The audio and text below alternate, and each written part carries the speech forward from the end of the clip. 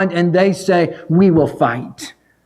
Notice those opening words. Moses says, choose us out men.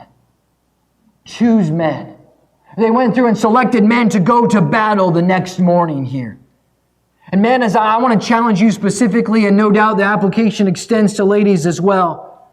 But men, we think about our homes and we say, boy, if there were some person that invaded my home, some thief, some criminal, some person on drugs, and they enter into my home here, I would be happy. I would be eager. I would be the first line of defense to protect my family, to use whatever weapons I could find or that I have prepared to protect my family. I would fight for my family. Men, and we think of our nation, and if our nation were under attack here, many of our men in this room would be eager and willing to say, I will serve my country. I will volunteer to go out to war, to battle for my country. If you were in that place and your little Benjamin or your little Rebecca were attacked, no doubt you would race as far from the front as you could, as quickly as you could to the back to try to protect your little Benjamin or your little Rebecca. Some of you would tell me that if certain segments of our country came for your weapons, several of you would be the first to fight for your Second Amendment rights. Some of you would fight in a sport, or you would work and prepare and lift weights, and you would train in order to have some sort of sport and be good at it so you could go out and fight, as it were, in that sport and wage that competition. You're a man. You're a father. You're an American. You protect your family. You're a competitive athlete. But how much do we as men wage the spiritual war for our families, and wage the spiritual war for our church, and wage the spiritual war for the cause of Christ in the United States of America? We will be the one to fight. We will be the one to stand. We will be the one to give our lives physically and nationally and on all these different fronts. But will we be the men to stand and to fight spiritually as God wants us to do? To wage that battle for the cause of Christ. Choose us out men. Will you be a spiritual man as well?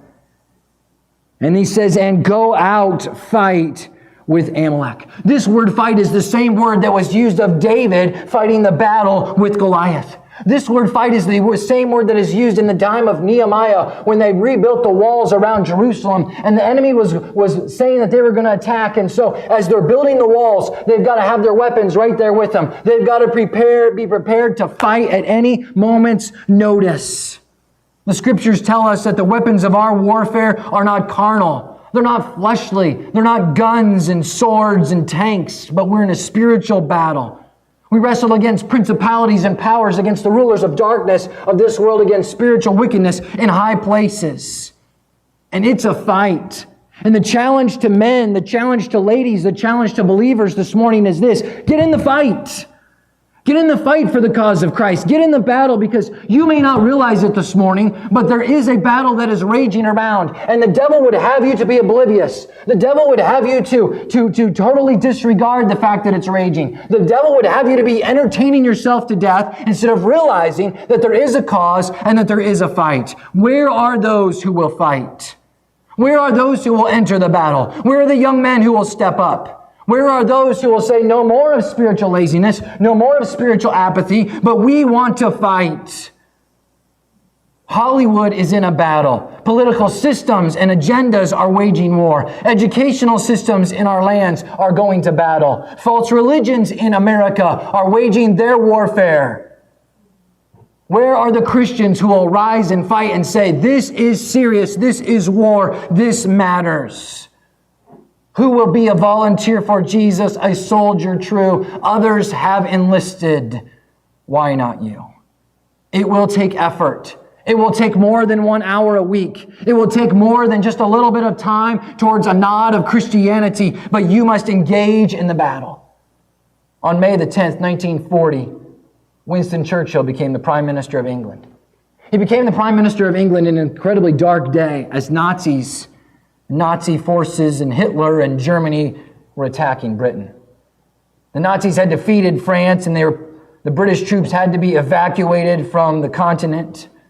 And here, less than a month from the time he became Prime Minister, Churchill stood before the Parliament with these words: We shall fight on the beaches. We shall fight on the landing grounds. We shall fight in the fields and in the streets. We shall fight in the hills, and we shall never surrender.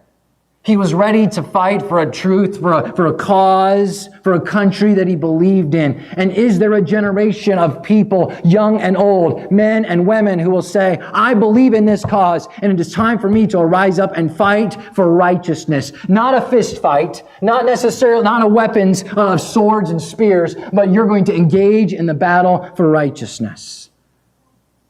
Amalek had attacked. They saw it as a fight. Do God's people see it as a fight? Number one, they said, we will fight. But number two, they said this, we will pray. We notice what the rest of verse number 8 or 9 says, but let's pick it up at the beginning. And Moses said unto Joshua, choose us out men and go out, fight with Amalek. Tomorrow I will stand on the top of the hill with the rod of God in mine hand. We will fight. And number two, we will pray. While some were going to be down on the battlefield fighting physically, Moses was going to be fighting spiritually. And when you study this action was clearly an action of prayer. Moses is accompanied by two others. Certainly in the New Testament, we're reminded of 2 or 3 gathering in his name. But they're not up there just to watch the battle. They're up there to do spiritual battle, to wage their own war. And Moses has the rod of God in his hand. This rod of God is not like a good luck charm. It's not just some magical wand and hocus pocus and abracadabra and all of this sort of thing. The rod of God was a symbol of the very presence of God and the very power of God. The children of Israel could not see God, but they could see this rod, and God chose to use it as a symbol of His presence and of His power here. And it represented that they could fight physically, yes, but the battle wasn't just about swords and spears and knives and weapons and things like that, but that they had to depend upon the rod of God. And the reminder here to us as a church is, listen, we can have programs, and even in our growth guide today, we're reminded we can have buildings, and we want to have our buildings look sharp, and we can do all of these physical things. We can have all of these things look so fancy and do all these things so professionally, but what we need is prayer to have God fighting on our behalf, to have God doing a work in the hearts and lives of people in our world today. The action of holding up the rod symbolized that they were constantly depending and relying upon the power of God to do the work. Here are a couple scriptures with that in mind. Psalm 28:2. Hear the voice of my supplications when I cry unto thee, when I lift up my hands toward thy holy place. Psalm 44 and verse 20. If we have forgotten the name of our God or stretched out our hands to a strange God. Would you depend? Would you cry? Would you ask for help from a strange God? 1 Kings 8 and verse 22, and Solomon stood before the altar of the Lord in the presence of all the congregation of Israel and spread forth his hands towards heaven. He's about to pray. 1 Timothy 2 and verse number 8 in the New Testament, I will therefore that men pray everywhere, lifting up holy hands without wrath and doubting. So Moses goes up there with the symbol of God's power and the symbol of God's presence. I kind of picture it like this way. I don't know. The Bible doesn't tell us exactly how all of it happened, but similar to my imagination with Benjamin and Rebekah, I imagine Moses getting up there on the top of the hill, and he's holding the rod of God in his hand, and Aaron and Hur are there with him, and they're looking down there, and the battle begins, and everything is going well, and the Israelites are driving the Amalekites back, and boy, this is a great thing. And as they watch and as they see them advance, maybe Moses' arms get a little bit tired, as well as the fact that the battle is going well. And so he puts his arms down and he's talking with her and he's talking with Aaron for a moment. And all of a sudden they say, whoa, did you see this? Look, the Amalekites are pushing them back.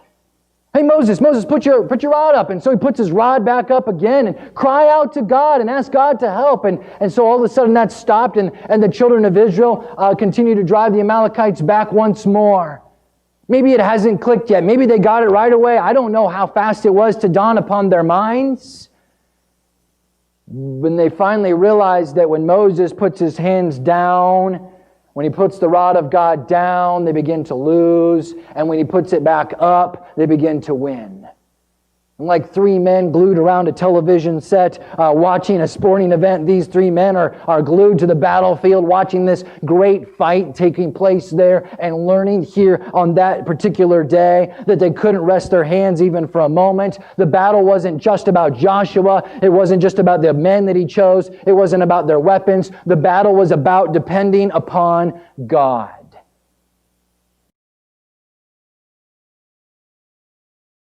Fascinating to think about how much of the battle there was no different. I mean, what was it that changed it? Do you remember who these people are? For the last several years, they've been shepherds and slaves. I doubt that a lot of the Egyptians said, hey, listen, let me train you in how to use a sword so you can be my slave. I doubt that they passed out a lot of spears to them and said, let me make sure each one of you as my slave is armed with spears. I doubt that they had